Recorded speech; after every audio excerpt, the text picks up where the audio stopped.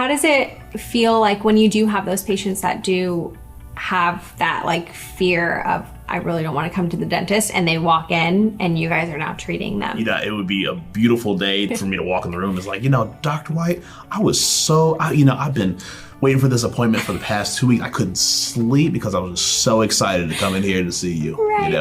I wish every single patient was like that. But like you said, there's a lot of folks out here who have previous traumas. That's real. That's not something that I take lightly at all. So one of the things I always ask people is like, tell me about your past experience.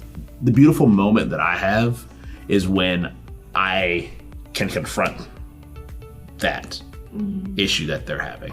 When I can confront that fear that they have. One, because I know exactly where we're starting from. Right. And where we can build to.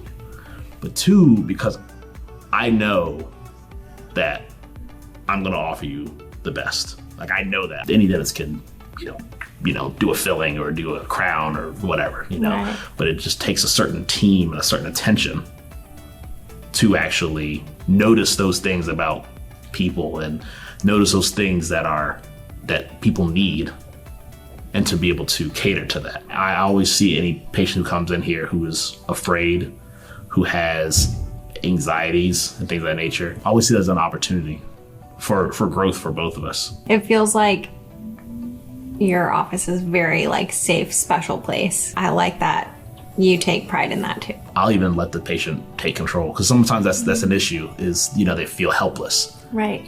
And so I always want to assure the patient that regardless of what's going on, you're in the driver's seat. I may be doing the work, but you let me know. So sometimes, especially if I know a patient's feeling anxiety about something, I'm the in-office DJ.